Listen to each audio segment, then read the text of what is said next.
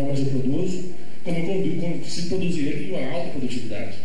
Já o trigo não. Não sei se vocês sabem, mas nós tivemos grande parte da nossa dívida externa culpada pelo trigo. E até hoje nós importamos que 50%, se não me engano, os números de trigo, porque nós não somos autossuficientes de trigo. Porque o trigo precisa de uma cultura muito boa, energética, interessantíssima para os europeus. Para mim, plantar ela com os meus recursos ambientais aqui não é interessante.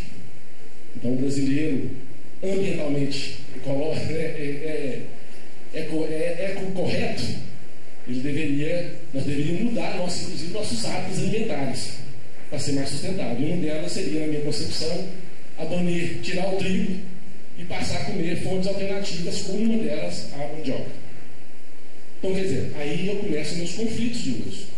E aí eu começo a ter uma dualidade entre rural contra urbano. Eu começo a meter o pau no cara que planta algodão, mas todo mundo aqui está vestindo roupa de algodão.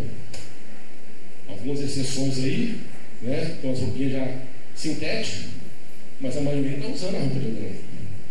Eu sou contra essa pecuária extensiva, mas eu queria saber das mulheres aqui quanto tem só um par de sapatos. Das mulheres, homem pode ter, mas mulher. Só tem um par de sapato? Deve ter mais de um, dois. E normalmente vai ter algum produto abaixo de couro. Eu tenho um aqui agora, que é meu sapato. Então, quer dizer, a gente está adotando um modelo de sobrevivência que demanda muito recurso natural. Então a gente tem que começar a repensar esse modelo. Tá certo? E é um modelo, isso é moderno, não é? Não interessa. Hoje em dia, eu faço uma ligação muito com os hábitos meus, como eu sou campineiro, né? Aqui do bairro de Campinas. E a gente tinha muitas questões assim, de hábito que a gente perdeu. Depois eu pensava, por que mudou? Por que foi melhor ou pior? Eu dou o exemplo do leite, né? Que a meninada ele vai lembrar, também não lembro, não, mas minha mãe me contava, né? Lá na Campininha, quando você ia comprar leite, você comprava leite em garrafa de vidro, da boca bem larga. Enquanto isso, o pessoal ri, fala que é comédia, né? Mas tinha uma garrafa, como o Alto lembra disso, né? Era uma garrafa de vidro com a boca larga. Então você comprava o leite, o cara às vezes entregava na porta da sua casa, ou você comprava e aquela garrafa de vidro voltava, tinha que lavar, reciclar, voltava para a sua casa. E todo mundo hoje não sabe que o leite veio da garrafa, acho que veio da caixinha, né? Ninguém lembra mais da garrafa. Ou seja, mudamos outro hábito, baseado numa falsa praticidade, e mudamos o hábito, e hoje nós estamos gerando lixo no consumo de leite. Ah não, mas tem que fiscalizar o leite, naquele tempo não fiscalizava.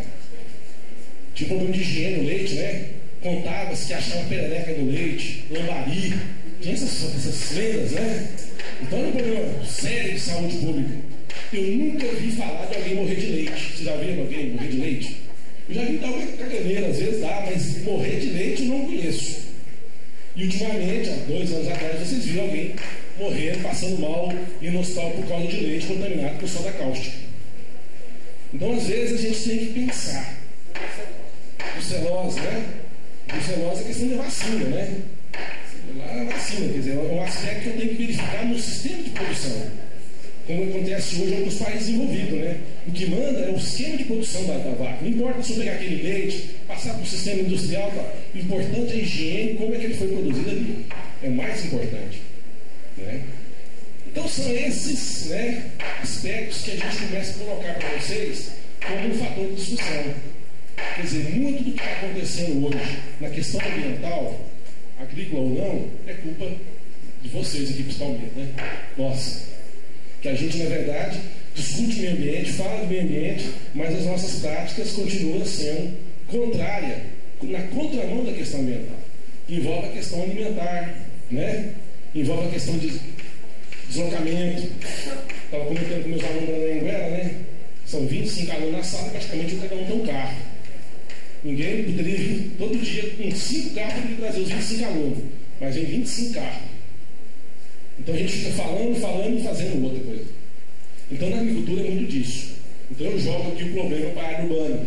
Porque o que decide a culpa dos todos os conflitos, eu vou ser bem enfático, né? Talvez não esteja falando 100% da verdade, mas a grande culpa dos problemas ambientais no meio rural hoje, a culpa é dos centros urbanos, aonde tem os bolsões de demanda.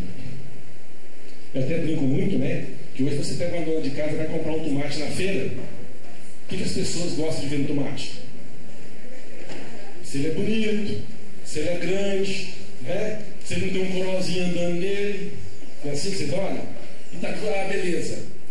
Aí o cara não sabe que para produzir esse tomate bonito, às vezes eu tenho que gastar o agrotóxico.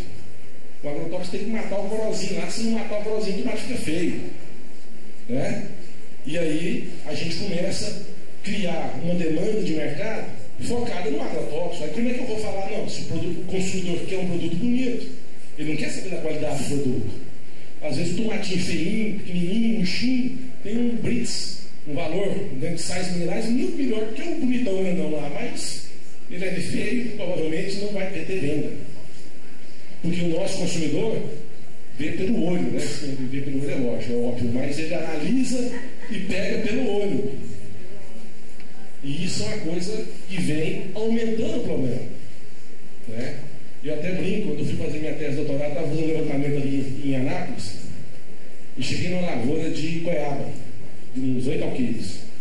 Coisa grande, né? 8 alqueires veio 5, 40 hectares, mais ou menos 40 campos de futebol. E eu adoro goiaba, né?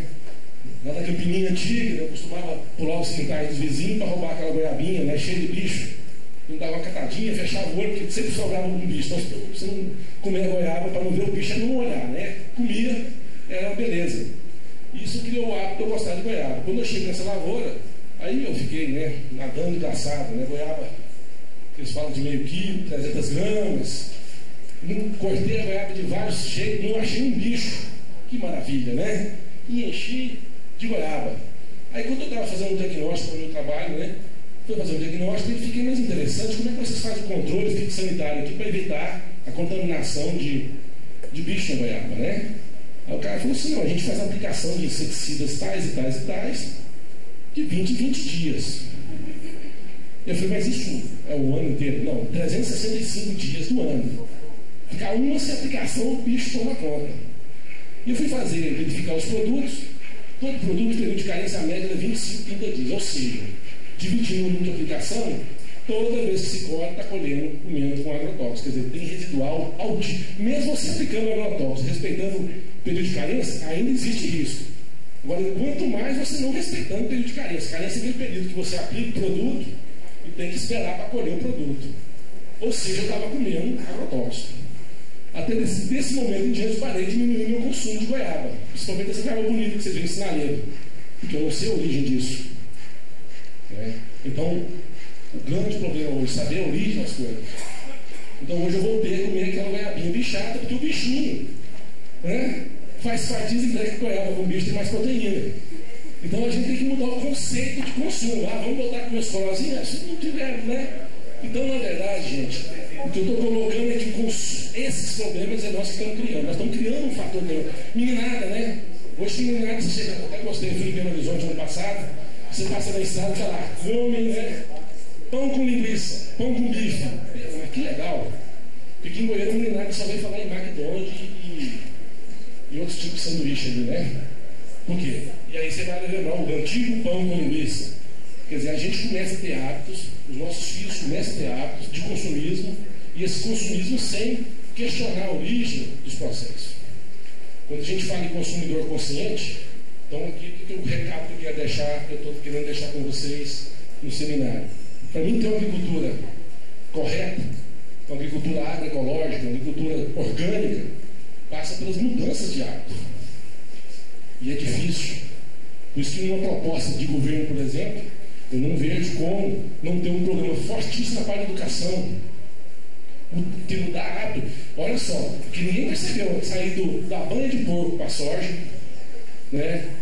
A gente não percebeu isso. Provavelmente em 1808, quando chegou a família do João VI aqui, ninguém percebeu a mudança da mandioca para o trigo, porque, nossa, a família imperial comia trigo, o que é isso?